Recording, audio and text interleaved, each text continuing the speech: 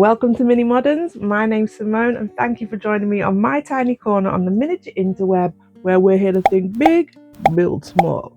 So let's get into it. So before we get started, I just want to give a huge thank you to everybody who's supporting me here on the channel and over on Patreon. And thank you for everyone who's joined me over on Facebook. Think Big, Build Small. It's a miniature private group. So if you want to get involved over there, please do. We're trying to build that up and get our community vibe going. Head over there as well, guys. Also, I have to give a massive shout out to Krista MO for being part of my mini structures over on Patreon. Thank you so much for your support. It means so much to me, and trust me, it doesn't go unnoticed. This whole diorama came together from a prompt which is in my miniature prompt journal, and the prompt for this was a fridge. So the whole fridge is what brought this whole thing together. Okay guys, I'm really excited about today's video because we have been working on this miniature kitchen diorama for quite some time now. You know when you craft something and you just literally want to get it out, I want to show it to the world, but I'm having to do it bit by bit because you gotta edit the videos. Calm down. But anyway, editing has been commencing and we are now ready to decorate our kitchen. We're going to be packing so much into one tiny cute little mini video. Okay, it's not mini. Get your tea and all that kind of stuff. Make cookies, pens, papers, notes might be required here, but still it's for good cause because your girl has got you. Okay, this is jam-packed like a lovely sandwich full of stuff. Okay, I've got some hot tips, I got some tricks, I got some shits. That was unnecessary. Yeah, I got some stuff for you guys, okay? We're going to be making appliances, utensils, all the nice decor stuff to put in your kitchen to make it nice and beautiful. As this is a modern kitchen as well, I want it to have that little modern flair before we trash it in the next episode. Yeah, I said it. This is a New Year's Eve party, okay? So you can only imagine what that is going to be like. If you do want to check out some behind the scenes as well, head over to my Patreon to get some of that extra stuff that didn't quite make it over onto YouTube too. So you got to stay tuned for this and the next, and obviously watch previous videos as well if you are new here and you want to get caught up on the whole vibe and be on this journey.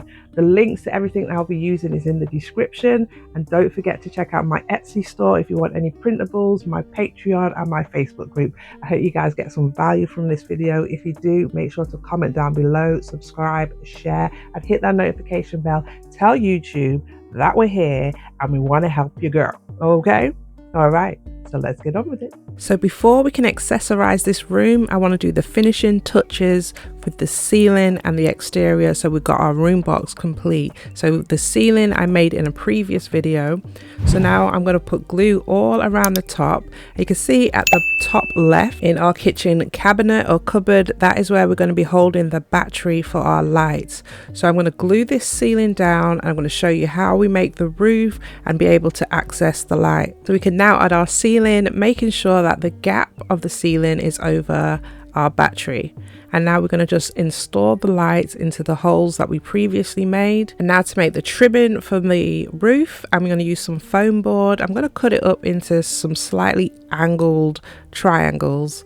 Not sure what shape this is, but it's a nice angle to give it that nice modern look on the outside. So for the length of it, I'm going to have 2 of these. I'm going to simply just stick these around the front, and that's just going to be to clean up how it looks, and it's going to give it that nice tilt. And then I'm just going to do some straight rectangles going on either side, just above the window on both sides like this. And once those are stuck down, I'm going to use my one black primer paint and paint everything completely black. And I'm going to give it a few coats of this as well. With that painted, to seal the roof on top, I'm just going to use some foam board again with a slight little overhang and make a little cutout so we can still access the battery. And then use some cardstock, painted it black to make some paneled looking strips. So now we have our main structure completely done. I am totally in love with this. Love it. So obviously once I've let it set and dry, we can access where the light switch is. So I'm just going to use some plastic here to represent a little glass that you'd have on top of the roof. You're a little bit stylish, you know. I'm going to stick this down. I'm going to use this so that we can open and shut it to get to the light.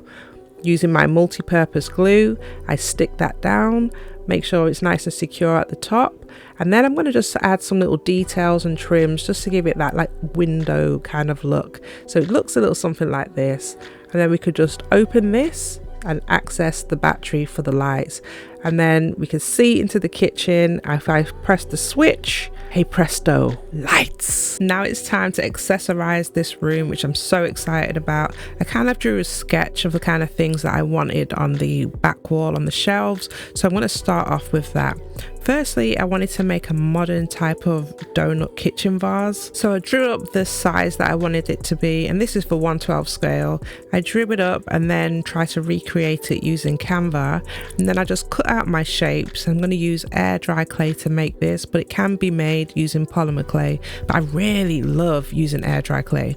So I roll it out, make sure it's all even, and then I just put my shapes onto the clay and then just cut around it. I just use my X-Acto blade to cut around it. So now that I've got all of my shapes, before they dry, I'm going to stick these together using something called slip, which is simply air dry clay mixed with water until it becomes a paste, and it's a perfect glue when you're working with air dry clay.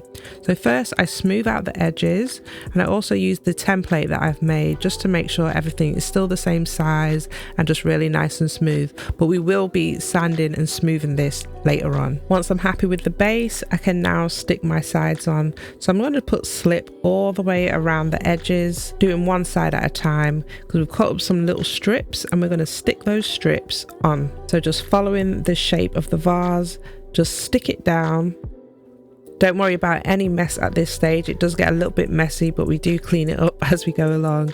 So just follow it around and then use your slip to stick it down. And we're going to do the same on the other side. And just to connect the bottom piece, I use a little bit of extra slip just to fill in any gaps. Again, once this all dries, we don't see any gaps. We're going to just keep it nice and smooth, but just follow the pattern until you're happy with it. And for this next part, we're going to make the little loop that goes in the middle of the donut.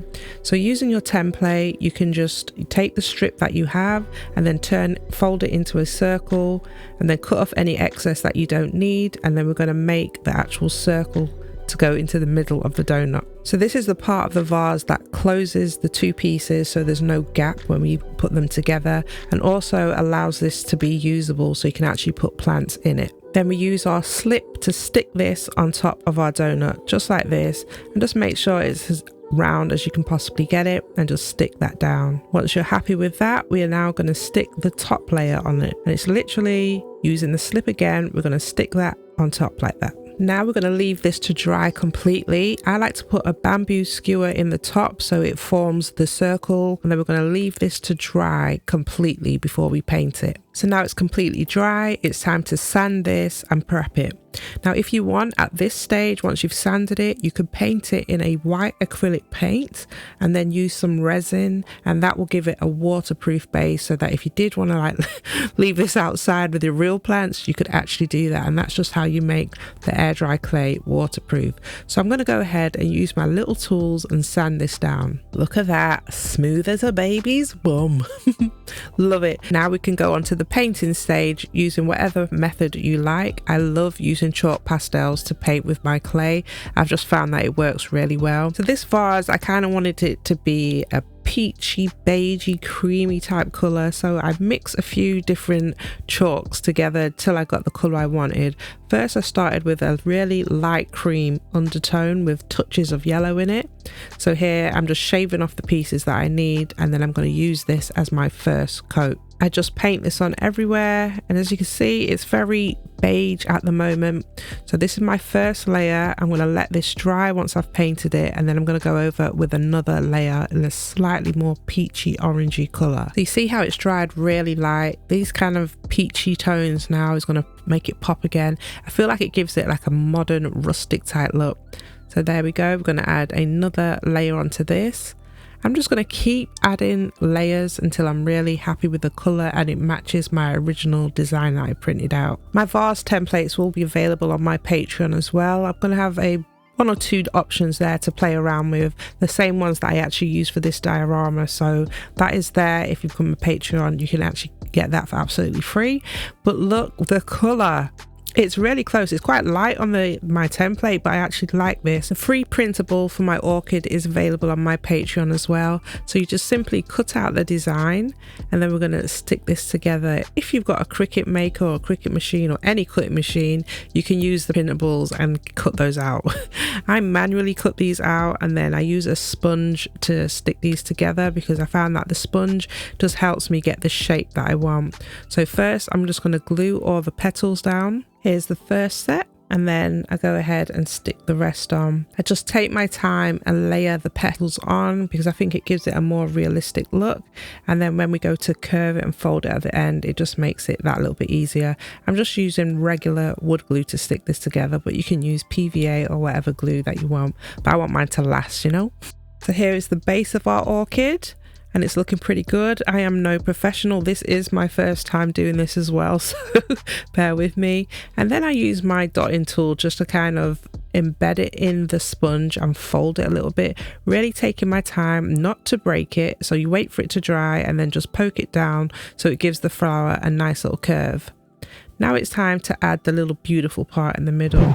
So it's already got some colour on this printable, but I also wanted to colour the back as well. So when it's folded, you get that colour. Again, using my chalk pastels, I'm just going to simply get some colours that match what I've got on there, and it just makes it pop a little bit more if you just paint over what we've already got. So if I just put this down on the sponge, you can dry brush or wet paint this. It's entirely up to you if you are doing this yourself, but I just think it's nice that once we fold it, once we fold it, it's not going to be completely white in the middle. This is my first attempt at making flowers, by the way, so bear with me because some of you make some amazing flowers. I have tried a version with clay as well. I'll insert a picture right here. I did exactly the same process as I'm doing now, but I just used clay instead of paper, and it does take a long time. So the paper is probably a little bit easier and a little bit more flexible to work with, but I enjoyed working with the clay, and that was all air dry clay, the one that we're looking at here. Okay, so now we're painted. I'm using my dotting tool to curl the paper over just to give it that realistic look. If you look here, it looks so real. Oh, I really am happy with this. And then we're just going to go ahead and stick this in the middle. Doesn't this look adorable? Then I added a little bit of tacky glue as well, just to give it a bit of firmness and security, and a slight little gloss. Made a whole bunch more. Now to make the stem. So I'm going to use some flower wire and some crepe paper and stick those over the flower wire, and then trim off any excess. So the wire has kind of got some little ridges, and it just thickens it up just a little bit, just enough. So here you can see the difference with the crepe paper and the natural wire. It's only slightly thicker, but it's enough for what we need to do. So now that I've got my thicker wire, I'm going to curl this around to make it look like the arch that you'd get on an orchid. I just want to split a little piece at the end here, again just to give it a little bit more detail. So you can see I'm just going to split this, so when I add the buds at the end, it's just a bit more realistic. Now it's time to add our petals. I'm just going to use some of my multi-purpose glue because obviously we're working with paper, and it's with the crepe paper on here as well. It gives it an extra bit of grip opposed to just using the wire itself. So some nice dollop of glue. Then add these petals all the way around. You can make it as full or as light as you want. I wanted to go for a really nice full one because this is going in our kitchen after all. Looks so good right now, guys. I'm super happy with this. So now again, just using some bunched up tiny pieces of paper, I just roll them over and then I paint them. I could easily just use crepe paper or clay, but because I wanted the whole flower to be made from paper, this is perfect. Again, using some tacky glue as well just to firm it up a little bit, and then we just paint it, and then we stick these little buds on, and we are good to go. Look at that. And then we go in there with some of our gloss Galeria. It's like the icing on top of a miniature cake. It's so good. It just brings that little bit of realism to certain things. You just need it. Get yourself some of this one, guys. Link is in the description for everything that I do use, but come on. Oh, so cute. Now it's time to get this in the vase. So what I do is put some air dry clay inside the vase just to give it a little bit of stability. You do not have to do this, The plants will fit quite fine just inside. If you've got a few of them as well, just put them in there and it will sit. But it's going in a diorama. It needs to be still, no moving. So we're going to put some air dry clay in there, and then I'm going to just shove the plant in. Not just shove it in. Let me be delicate with this one. I'm going to add some glue, and then I'm going to shove it in. Bruh. And voila, like that, you've got your own plant. If you want, again, you can gloss your vase, you can leave it rustic, it's entirely up to you, but that is so beautiful. And now look at it, out where it belongs, out in the wilderness. So happy with this, guys, so damn happy. Now it's time to put it in our diorama, and I'm going to pop it right on the top shelf. It's just going to be that perfect touch that we're looking for. Oh yeah. Don't be upset, guys, we're not finished yet. Oh, mini moderns, we've got more stuff to show you. Look at that on the shelf. Yes, are we here for it? Oh, the ladies came to say hi too. Yes. Now let's move on to the next. I'm super happy with the room, but this part right here, I can't have it anymore. I thought I wanted to see the floor, but I don't. So I'm going to add another little piece of wood for the extra piece of shelving. And I think that this just brings the unit together just that little bit more. We just slide this wood in there and much better. Now it's time for a microwave. Again, I've got myself a nice little cutout. I already got the sizes pre-planned of what I want. So I'm going to cut these out on some balsa wood. So I use my template to cut out the shape. So I cut around the balsa wood, and I also cut a gap in the middle as well. I also use my template on some cardstock and cut that out as well. So I've got a balsa wood piece and a cardstock piece. I spray paint the cardstock piece, and then I cut the strip where the numbers are from the microwave and stick that onto the cardstock. Then stick a thin sheet of plastic on that, and then stick all 3 layers together: cardstock, plastic and wood. So you've got the front of the door with a little bit of thickness and a bit more definition. I then cut a tiny piece of a toothpick, painted it black, and then stuck that on the door for the button. And with that done, I just add a simple box around the door to represent the microwave, making sure that it's going to fit in my nice little hubby hole. I paint the inside white just in case you're taking a peek in there and you don't want to see any wood. I then use my black paint pen just to add some little dots to the side for the little vent holes. Again, this won't really be seen, but it's just the tiny details for me. I added some white cardstock to the back and a circle piece of balsa wood for the plate that's just placed in there. Microwave done. We can now put this in our room, and it fits like a glove. Now it's time to add the next piece of kitchen decor. And we all need those cooking books in the kitchen. I do have a video, however, on how I make my books. These ones in particular have been made with foam boards, and I've got the covers all food related that go over these. These are actually available in my Etsy store or free for certain members on my Patreon, so don't forget to check that out. But we've got a whole host, we've got desserts, we've got breakfast, cute, really nice little books that you got to get on your shelves in the kitchen. So let's put these on. So we've got the spices, we got some breakfast, and then the smaller books for our desserts, and don't forget the macaroons. Oh yeah, now it's coming together. I hope you're enjoying this so far, guys, because we got a lot more filling to do. Now I'm going to add some tiny details around the sink. I'm going to use a sponge to be a sponge. I'm going to cut this right down so it fits nice and perfectly at the edge of my sink. I cut a tiny piece of cloth to be the washcloth, and then I stick that on the edge of the sink too. I've got a lovely piece of modern fabric that I think will go well in this kitchen to hang over the oven handle as a drying cloth. I'm just going to pop this over the handle. I've already got some fabric glue on the edges, so I can just pinch and seal this together. So this is not going no place, but you can still move it up and down. I do like little things that you can move even in a still diorama. I also made these adorable vases using the same technique as I did earlier, but this time I'm adding some modern twigs in there using jute rope, and then add a little gloss and then put it on the windowsill. Now next up is our drying rack, and I am using a mixture of tacky glue and wood glue when I'm working on this diorama. I'm using so many different glues, but when I'm working with wood, it's either tacky or wood glue.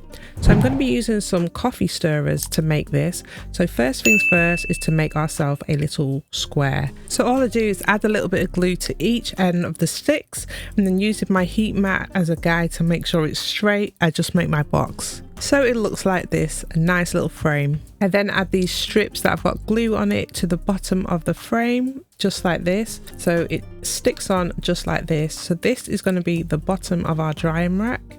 Just a nice little base. I'm going to do this on both sides. Now I can add our little plate dividers. I've already marked up as the distance that I want them to be. Now I'm just trying to get the right length. So if you're doing this, you could just put it across and mark exactly where you need to cut, and then just make as many of those as you want. And make sure to do a test fit that it fits okay. Just slip that into place. If I wanted, I could just keep straight lines like this, but I want it to be a little bit more fancy. So I'm going to get a little bit decorative and chisel this out a little. But before we do that, I'm going to make the front pocket where we hold our knives, forks and spoons. So I'm just going to cover this little gap here. So we've got a little base in that first section that we just did. Just covering this over, measure up and then chop and stick. So here is our first section, and then I'm going to add some little dividers in between for our cutlery. I just placed my coffee stirrer in between the gap to get the height and then chop it down. And here is how it's looking so far. I decided to get a little fancy on them, you know. So on this part here, I wanted to have like a side panel. So I'm just going to cut this to measure exactly the right piece that I need. I'm going to stick this on the inner side of my rack. Let me show you what I mean. You see, I'm just going to pop this inside here like this. I do it on both sides, and there we got our nice little dividers. It looks so damn cute so far, guys. I do make sure to get rid of any excess glue. In reality, I should have painted this first before I glued it, so note to self. Now going back to those plate dividers, I measure up again exactly where I want them to be. Then I draw on the shape and the style that I want my divider to be. Then I have the grueling task of shaping this with my file until I'm happy with it. This was a process, and I had to do it many times. And this is the final design. I really like it, guys. So now I'm going to slip this into place, making sure I keep the right thickness so I can fit different size plates. I'm just going to go all the way back with lots of dividers. Can I pat myself on the back, please? Will you pat me on the back? Because I am very impressed with this.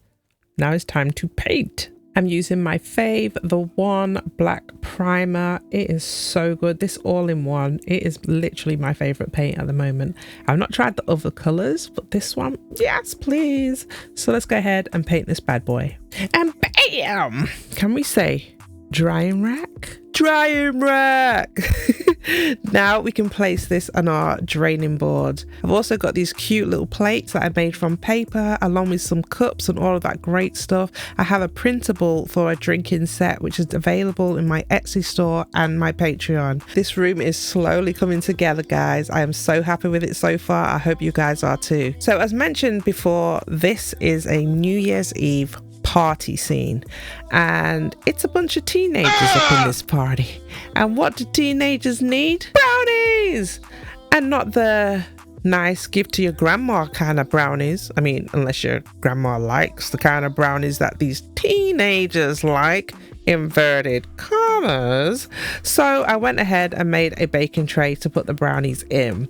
First, just cutting out a little template that I made. Then I used some grease-proof paper, stuck that into the tray, and then painted it so it had that wear and tear use. I just used a black wash and some acrylic brown paint, and then I just mushed that all around until I got the nice vibe that this tray has been used for quite some time. And now it's time to actually make the brownies. I'm going to be using some Fimo polymer clay, some liquid Sculpey. I've got my chalk pastels, toothbrush, toothpick, foil, blade, rolling pin, all of the things.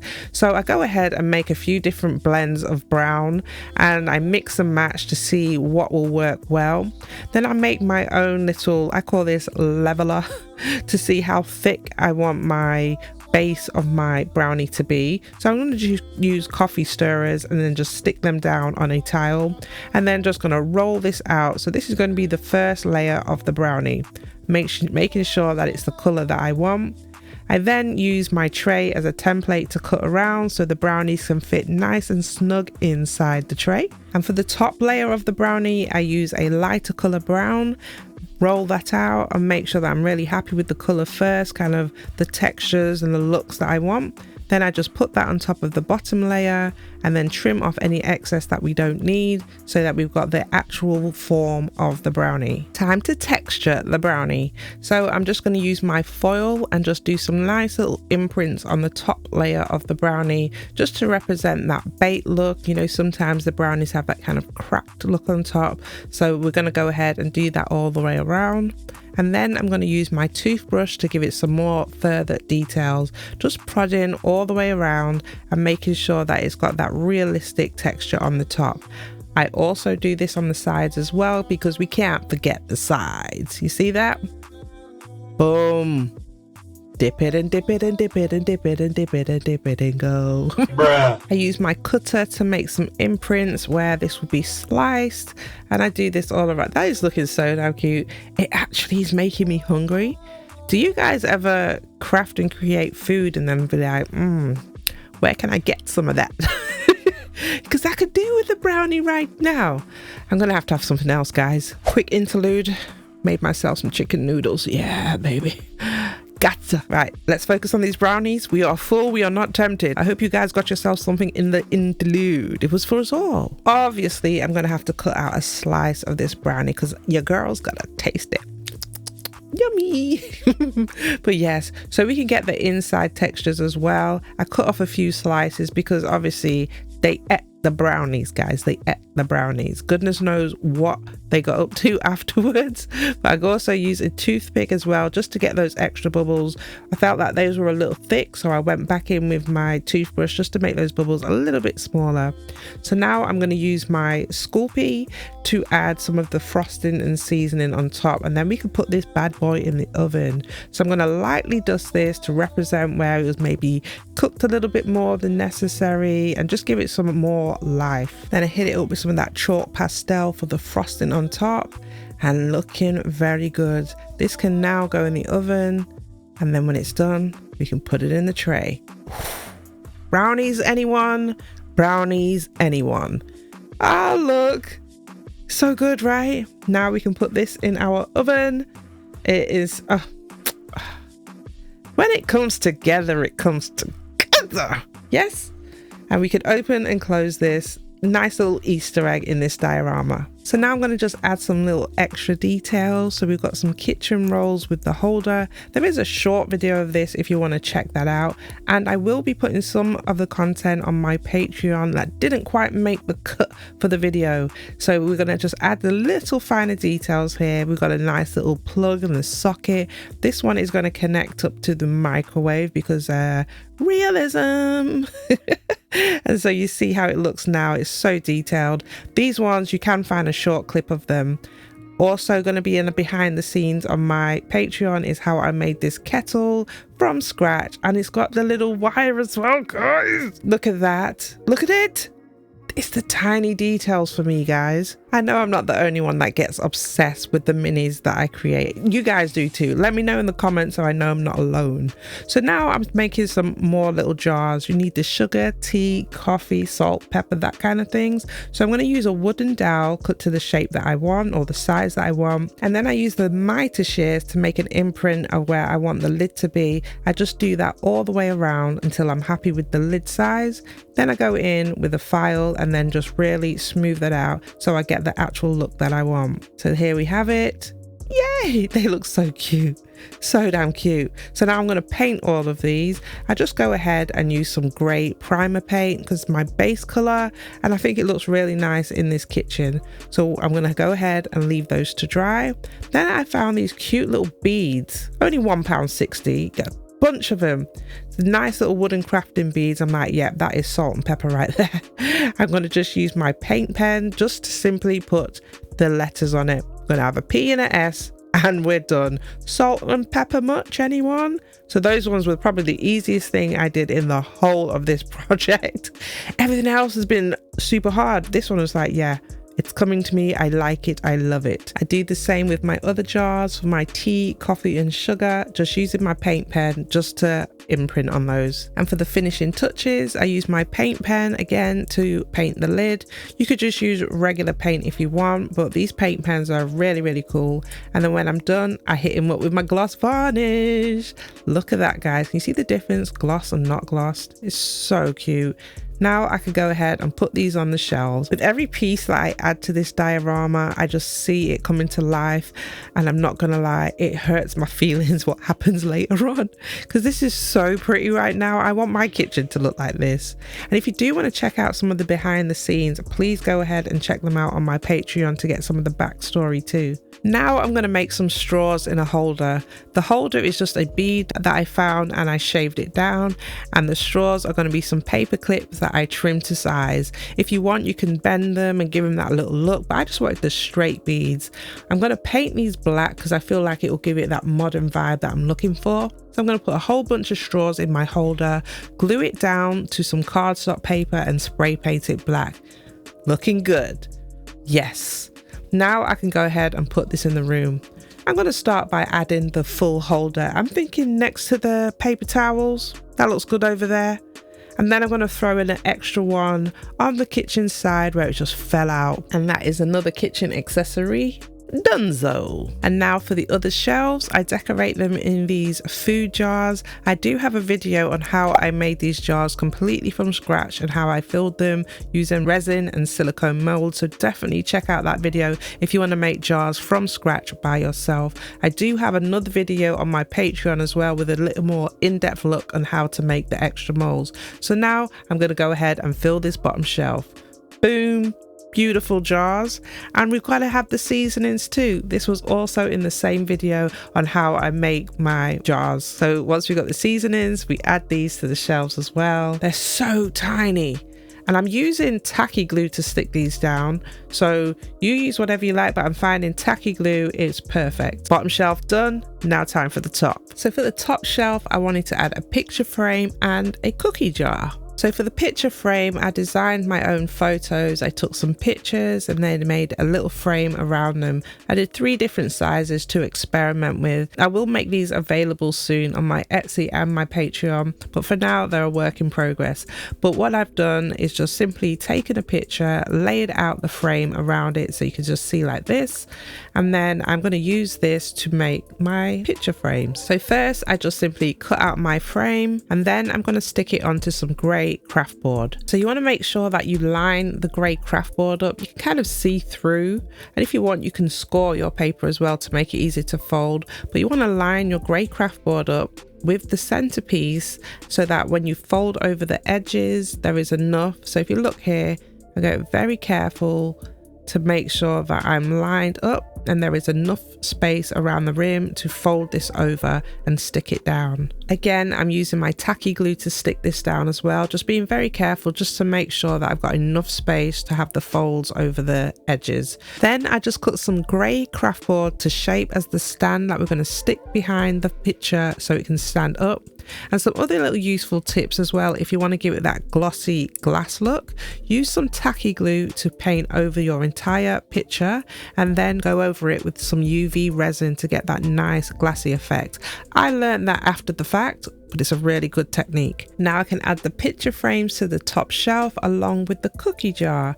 And the jar, it's in the same video where I showed you how to make bottles and jars from scratch. It's actually the same technique, but there we have it. Now we're going to let those dry. While everything is drying on the shelves, I'll go ahead and make some extra details for that back wall. And you know we need those sharp knives. So I used a can, which I washed out and cleaned for the blades, and clay to make the handle. I did make a version with cardstock as well, just to test, but I wanted to go with the sturdier version. So I made them, and I also made a strip using the can as well. This is going to be like the magnetic strip that the knives will stick on. And you could keep it silver like this, it looks really cool, but I wanted my handles black. Once the handles were painted and dried, I used some UV resin to stick them onto my tin strip. Absolutely in love with the final results. Then I went ahead and made some chopping boards, because what's a knife without a chopping board? And then we could go ahead and stick these on the back wall. So to start finalizing the details of our main kitchen decor, I need to add something to the kitchen cabinet, so I wanted to go with a wicker basket. So I just cut some cardboard into a small box, and then using some jute rope and some hot glue, I'm going to stick this all the way around the box, just in some nice little strips going all the way around to cover the box completely. As this box is an accessory that won't be seen, I'm only going to be doing the outside of the box, but if I was doing this as a box that I'd want shown, I'd actually add material at the bottom of the box first and then stick the jute rope around. So I go ahead and put the jute rope all the way around, and then I find these cute little wooden beads that are perfect for a handle, so I can stick those on, and then we can go ahead and put this in our unit. This modern kitchen is coming together, guys. I told you it's the tiny details for me. So we're going to go ahead and slip our basket in there, and this could be used for your kitchen towels, all that good stuff. But look, lovely. Now for some more extra trimmings on that cabinet. So I made these glass bowls using UV resin, some different sizes, and I'm going to stick them together using the UV resin again, just to give it that lived in feel and that nice modern extra trimming to put on the shelf. I'm just going to stack these up, let it set, and then I've got a nice perfect set of bowls that I can put on my shelf. I then make some clay plates using air dry clay, just some really nice serving dishes that I think would go well in a house like this, just using simple air dry clay, and then I let it dry. Now I'm going to gloss this and paint this and make it waterproof, but I want to show you some tips. To make your air dry clay products waterproof, what I like to do is paint them with white acrylic paint first. You can use any color acrylic paint depending on what you're doing, but because I'm going for white, I use white acrylic paint and then go over it with UV resin, because I'm going to show you an example of what happens when you put the UV resin straight on top of the air dry clay versus with paint. So you can see one in the back, that's just UV resin by itself, and this one has the acrylic paint. Here is the plate that I just painted with the acrylic, so I've let that dry, and then I'm going to give it a layer of the UV resin and let it cure. Here is an example of one with just the resin and one with the paint. You can see the two different colors. So if you're looking for something that is pearly white and it's got that strong hold, the resin will make the other one waterproof for a limited time, but the extra acrylic paint, it gives it just that extra hold, and it's a winner, guys.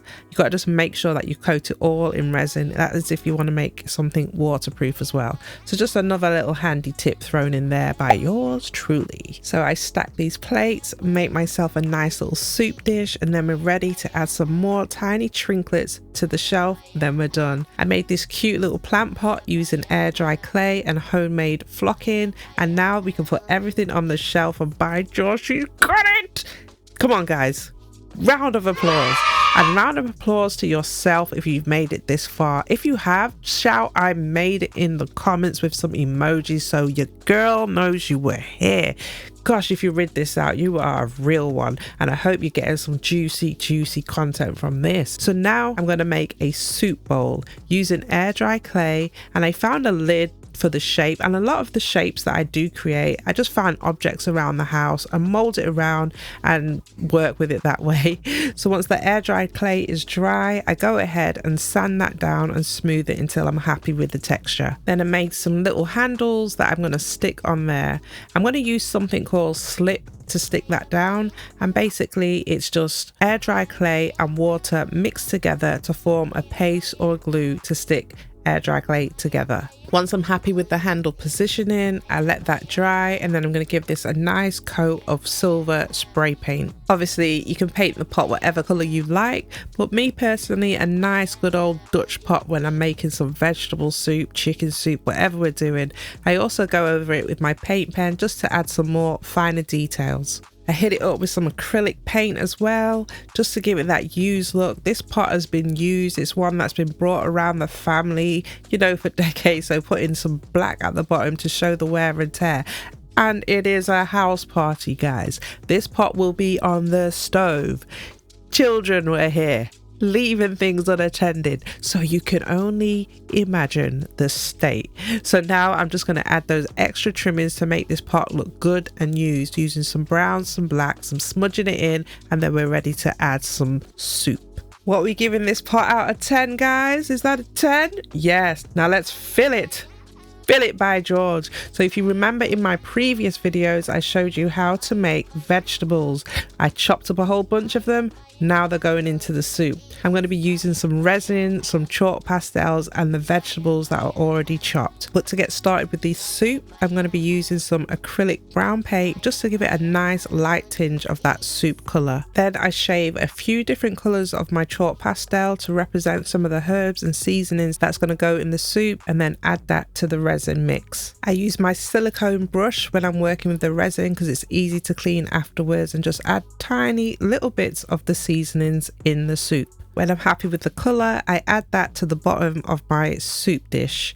I'm going to add one layer, cure it, then add some vegetables and seasonings and another layer and cure it, and keep on piling on until I've got a nice pot of vegetable soup. And for the final touches, I add some more of my chalk pastel on top so those herbs are popped up right on the top, and then I do a nice little mixture using chalk pastel and resin to represent some of the oil that we get on top of the soup and give it some more colour. And once I'm happy with that, I let it cure again, and then we can add the final touch, which is going to show a hot pot of soup. So I thin out a piece of cotton wool and then add some resin to my soup, add the cotton wool and then cure it, and then we've now represent that steaming hot pot of soup that we can now put on our stove. So guys, we've made it to the final part of today's video, and I thoroughly hope you've enjoyed it and got some value from it. I've had a blast making this diorama. It's been wonderful, but there's still so much more to come. So you have to stay tuned to the next part of this series to find out